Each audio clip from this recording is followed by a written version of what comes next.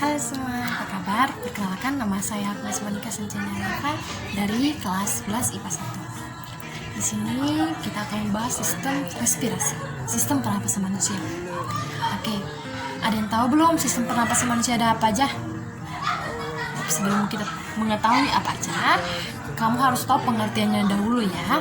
Jadi sistem pernapasan itu adalah sistem organ pada manusia yang berperan dalam metabolisme tubuh melalui respirasi dan pernapasan. Pernapasan itu apa sih? Pernapasan itu adalah proses pertukaran gas atau udara antara makhluk hidup dengan lingkungan. Respirasi yaitu proses pertukaran atau proses metabolisme tubuh menggunakan glukosa dan O2 dan untuk menghasilkan energi dan CO2. Oke, dalam pernapasan ada dua tahapan. Ya, ada dua tahapan yaitu inspirasi dan ekspirasi. Inspirasi itu adalah masuknya udara pernapasan yang mengandung oksigen. Itu oksigen yang kita hirup. Ekspirasi itu adalah proses keluarnya atau proses pengeluaran zat sisa atau karbon dioksida dalam tubuh. Itu karbon dioksida. Seperti itu. Reaksinya reaksi respirasi itu adalah C6H12O6 tambah O2 menghasilkan CO2 tambah H2O tambah E atau ATP sebagai energi. Oke. Lalu kita masuk ke alat-alat pernapasan. Alat-alat pernapasan itu ada rongga hidung, yang kedua itu faring atau tekak masuk ke pangkal tenggorokan atau laring, lalu ke batang tenggorokan atau trakea, cabang tenggorokan atau bronkus, anak cabang batang tenggorokan atau bronkiolus, alveolus, dan paru-paru atau pulmon, termasuk alat-alat pernapasan. Baik, kita akan pelajari alat pernapasan ini. Yang pertama tadi hidung kan, rongga hidung. Ya, rongga hidung itu kan memiliki dua lubang nih, ini dua lubang. Nah, dua lubang ini rupanya spesifiknya ada fungsi yang berbeda. Ya, oke. Jadi kalau di lubang kanan, ini lubang kanan saya ya. Ini di lubang hidung kanan yaitu suhunya lebih panas dan jika kita sakit kepala hidung kanan tutup. Oke. Di lubang kiri ini dia itu suhunya relatif dingin. Itu misalnya kita badannya kita capek, pegal-pegal, hidung kiri boleh ditutup. Itu fungsinya. Oke. Lalu di dalam hidung terdapat yang namanya rambut hidung, selaput lendir, saraf penciuman atau saraf olfaktori. Rambut hidung itu fungsinya apa sih? Menyaring udara kotor ya pastinya kan. Lalu selaput lendir yaitu mengatur suhu udara dan kelembapan udara. Ya. Saraf penciuman itu ya inilah saraf kita mencium. Kita bisa menentukan wangi atau bau gitu seperti itu ya. Yang kedua itu faring. Faring itu terletak di belakang hidung, di belakang mulut dan tenggorokan, dan dia itu panjangnya sekitar 7 cm. Faring pada manusia itu terdiri atas 3 bagian, yaitu nasofaring, orofaring, dan laringofaring. Ya.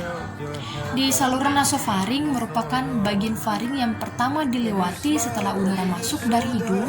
Pada nasofaring dapat ditemukan tuba eustachius dan kelenjar adenoid. Saluran faring oralis atau orofaring yang terletak di belakang mulut. Di bagian ini kita dapat menemukan tonsil amandel dan epiglotis. Yang ketiga yaitu saluran laringeal atau laringofaring yang terletak dekat laring. Yang ketiga, penggal tenggorokan atau laring. Laring itu terdapat di depan faring. Ya. Jadi di laring ini terdapat jakun, yaitu ada pada laki-laki. Kalau pada perempuan itu pita suara. Jakun itu terjadi atau terdapat pada laki-laki itu karena pengaruh hormon testosteron dan volume paru-parunya lebih luas lembaran jak pun menebal atau suara tebal atau berat. Ya, kayak gitu. Kayak bass gitu. Kalau pada perempuan itu kan pita suara. Itu terjadi atau dikarenakan mekanisme bernapas lebih cepat, volume dan juga volume paru-paru kita lebih sempit sebagai perempuan, sehingga tinggi nada semakin baik dibandingkan pria. Oke, kita masuk yang keempat, batang tenggorokan atau trakea. Batang tenggorokan berbentuk seperti pipa dengan panjang 10 cm dan dengan diameter 20-25 mm atau sekitar 2 cm. Di paru-paru trakea bercabang 2 membentuk bronkus. Dinding tenggorokan terdiri atas 3 lapisan. Lapisan paling luar terdiri atas jaringan ikat. Lapisan tengah terdiri atas otot-otot polos dan cincin tulang rawan. Lapisan terdalam terdiri atas jaringan epitelium bersilia yang menghasilkan banyak lendir. Dan lendir ini berfungsi menangkap debu dan mikroorganisme yang masuk saat menghirup udara. Yang kelima, cabang batang tenggorokan atau bronkus. Cabang batang tenggorokan ini jumlahnya sepasang, yang satu menuju paru-paru kanan dan yang satu menuju paru-paru kiri. Bronkus yang ke arah kiri lebih panjang, sempit, dan mendatar daripada yang ke arah kanan. Hal ini mengakibatkan paru-paru kanan lebih mudah terserang penyakit. Struktur dinding bronkus hampir sama dengan trakea. Perbedaannya, dinding trakea lebih tebal daripada dinding bronkus. Yang keenam, anak cabang batang tenggorokan atau bronkiolus. Bronkiolus bercabang-cabang menjadi saluran yang semakin halus, kecil, dan dindingnya semakin tipis. Bronkiolus tidak mempunyai tulang rawan, tetapi rongganya bersilia. Dan setiap bronkiolus bermuara itu ke alveolus. Besar atau diameter bronkiolus berubah sesuai dengan kebutuhan terhadap udara atau oksigen yang dibutuhkan oleh tubuh. Sepertinya gambarnya. Yang ketujuh itu alveolus. Alveolus itu terbentuk atas ribuan alveoli yang berfungsi sebagai pertukaran O2 dan CO2. Udara masuk ke alveoli secara difusi. Seperti ini gambarnya, alveolus dan alveoli. Oke, yang terakhir itu yang kedelapan, yaitu paru-paru atau pulmo. Paru-paru terletak di dalam rongga dada.